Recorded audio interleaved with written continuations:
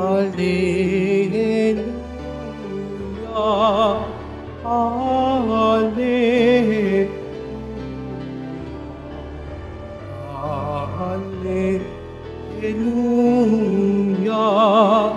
Hallelujah. Ang tinig ko'y pakikinggan ng kabilang sa aking kawan. Ako'y kaniyang susundan. Hallelujah, Hallelujah, Hallelujah, Hallelujah.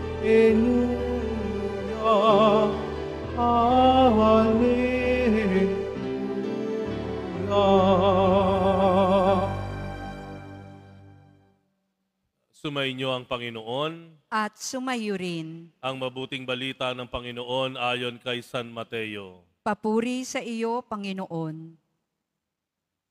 Noong panahong iyon, isang araw ng pamamahinga, naparaan si Jesus sa triguhan. Nagutom ang kasama niyang mga alagad, kaya't nangitil sila ng uhay at kinain ang mga butil. Nang makita ito ng mga Pariseyo, sinabi nila sa kaniya, "Tingnan mo ang ginagawa ng iyong mga alagad. Bawal iyan kung araw ng pamamahinga."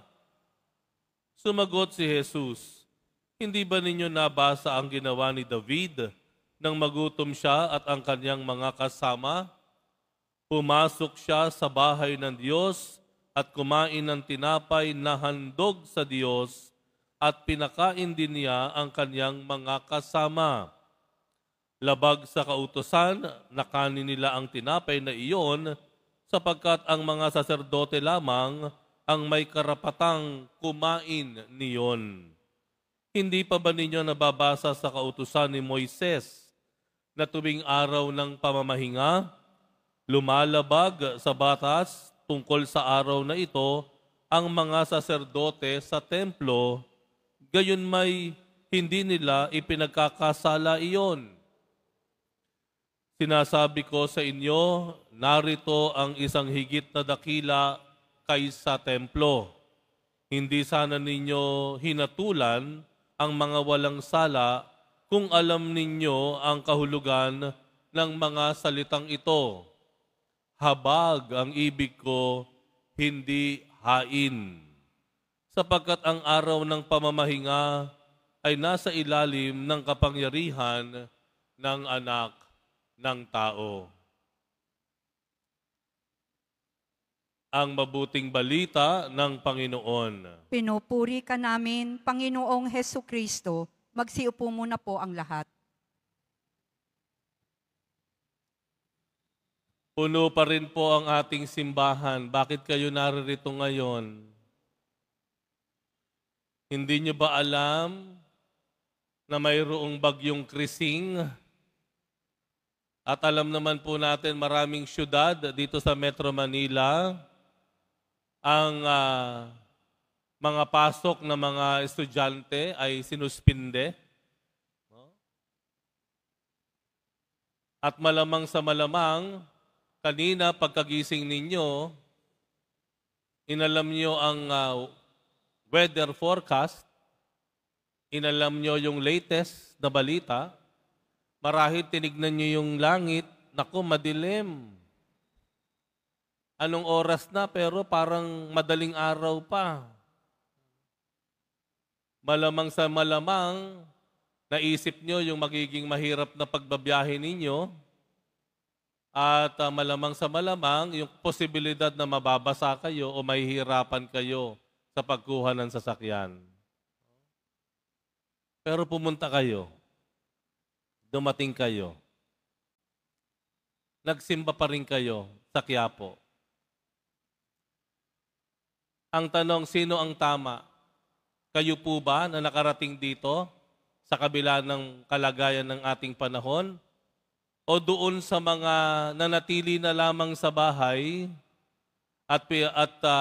nanood na lamang ng live stream ng Quiapo dahil nakita nila ang kanilang sitwasyon at minabuti nilang tumigil na lang sa bahay. Sino ang mas tama? Kayo po ba? O sila? Kanino mas masaya ang Panginoon? Sa inyo po ba? O sa kanila? Ano po sa tingin ninyo?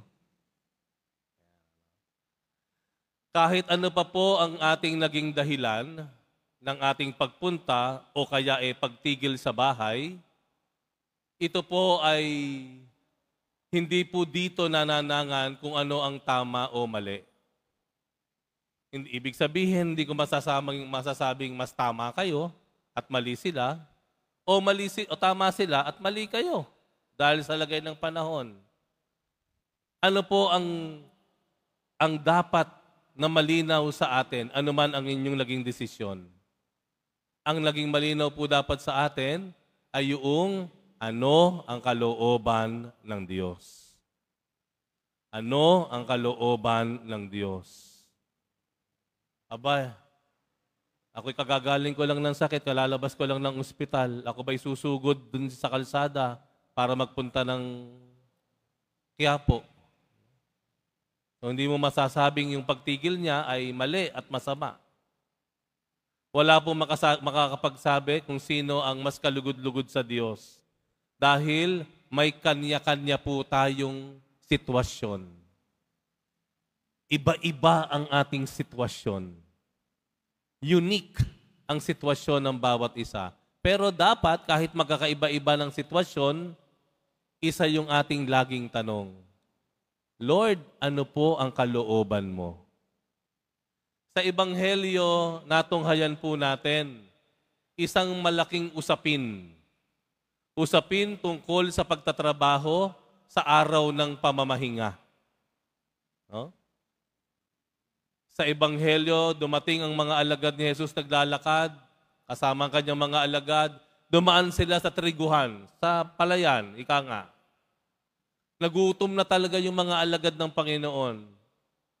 Anong ginawa nila? Araw ng pamamahinga, kumuha sila ng butil dun sa mga halaman na dinaanan nila, trigo. Kumain sila. Nakita ng mga Pariseo, mali yan. Araw ng pamamahinga, kayo pumipitas, kayo kumukuha dyan sa mga halaman na iyan, mali iyan. Dahil alam naman natin, ang napaka-striktong batas para sa araw ng pamamahinga, nung panahon na iyon sa mga Hudyo, bawal talagang magtrabaho, bawal gumalaw. Dapat hindi ka kikilos o hindi ka maghahanap buhay. Pero, ginawa ng Panginoon, hinayaan ng Panginoon na kumain yung kanyang mga nagugutom na mga alagad. Kahit araw ng pamamahinga, pumitas dun sa trigo. Ano ang dahilan ng Panginoon? Ano ang alam niya na kalooban ng Ama? Nandun sa bandang huli. Habag ang ibig ko, hindi hain. I desire mercy, not sacrifice. Ibig sabihin po, ang habag o mercy ay yaan ang batas ng Panginoong Jesus. Ang batas ng habag, batas ng pagmamahal. Yaan. Higit sa kung anumang nakasanayan. Higit sa anumang naging panata. Ano man ang naging batas ng panahon na iyon, sa araw ng pamamahinga, ang mahalaga para sa Panginoon, ipinapakita niya, ay yung kung ano ang mas makabubuti, ano ang mayroong habag at pagmamahal. At yun ay pakainin yung kanyang mga alagad sa gitna ng kanilang pagkagutom. Tayo po, may mga panata po tayo. Panata. Walang makasasagabal sa pagsisimba ko. Kaya kapag may humarang sa iyo, minsan yung tao galit. Ano ka ba, magsisimba na ako? Minura mo pa. Magsisimba ako eh. Ayan, di ba? Makikita niyo pagkakaiba ng dalawa. No? Panata mo versus yung paggalang mo dun sa tao. May mga panata tayo. Tingnan natin kung yung panata ba natin ay nakakasagasa na tayo. No? Nang dangal ng iba. Di ba? Yung panata ba na atin ay nagiging dahilan para makaligtaan natin ang kapakinabangan o kapakanan ng iba? Ang iniisip lang natin, yung panata natin, wala na tayong pakialam sa kapwa natin? Hindi ganon ang ibig sabihin ng Panginoon. Nung sinabi niya na, habag ang hain ko, hindi hain. Pagmamahal ang ibig ko, hindi ang panata. Higit sa panata mo, pagmamahal. Higit sa panata mo, paggalang sa iba. Higit sa panata mo, pagmamalasakit sa iba. Yun ang malaking pagkakaiba noon. Meron pa halimbawa. Nandun ka, mga driver dito, nandun kayo halimbawa. Nasa traffic light kayo, red. Nandun kayo sa unahan, nakamotor kayo, nakasasakyan. May mga tumatawid, red, nakatigil ka. Biglang nag-green. Nung nag-green, may mga tumatawid pa. Ika nga, green, nasa iyong karapatan na umandar. Green eh. Pero papaandarin mo ba yan? Itong may mga tumatawid. Sasagasaan mo ba sila? Hindi mo gagawin yon. Bagamat nasa iyo ang karapatan, pero hindi mo gagamitin iyon dahil tinitingnan mo ang kaligtasan ng iba. O yung mga may utang. Sino po dito ang may mga taong may utang sa inyo? Ha? Yung mga naghihintay ng bayad, ng kabayaran sa utang. Mga napako na raw sa kanilang mga pangako. Ayan. No? Ayan, di ba? Dumating yung singilan. Eto na, pinuntahan mo, sinadya mo. Nung nakita ko, naku, pasensya na po. Kinapos ng budget sa bahay. Kailangan ko magbayad ng tuition ng anak ko. Pasensya na po, kuting palugit naman po. Bagamat ikaw ay nasa iyo ang kalahat ng karapatan, no? Para singilin mo siya, nagtumulong ka na nga sa kanya nung siya'y nangangailangan. Ngayon naman sabi mo, ako naman ang tulungan mo, ako naman ang pagbigyan mo. Bagamat nasa iyo ang lahat ng karapatan na makuha ang bayad, pero sa sandaling iyo, naramdaman mo, sincero naman eh. Sincero, totoo namang may nangyari. Ano gagawin mo? Sasakalin mo ba yan? Hindi. Uunawain mo na lang uli. O sige ha, sa susunod na linggo ha, inaasahan kong bayaran mo ako. Nakita niyo pa pagkakaiba ng dalawa? Bagamat nasa iyo ang lahat ng karapatan. At mukhang ikaw naman ay tama. Pero ano sabi ng Panginoon? Habag ang ibig ko, hindi hain. Malasakit pang unawa ang nais ko bago pa yung karapatan mo. Malaking pagkakaiba. Alam niyo kung totoo lamang, kung ang Panginoon magiging kukunin lang niya talaga ang karapatan niya, alam naman natin marami na tayong pangako sa Panginoon. Tama? Marami na rin tayong napakong pangako sa Panginoon. Di ba? Marami na tayong nabalam na pangako sa Panginoon. Pero ang Panginoon nananatiling naghihintay, nagpapasensya, nagpapatawad, umuunawa, nagmamahal. Habag ang ibig ko, hindi hain. Ito ba ay naging pamantayan natin sa buhay? Ito ba ay ginawa nating rule of life?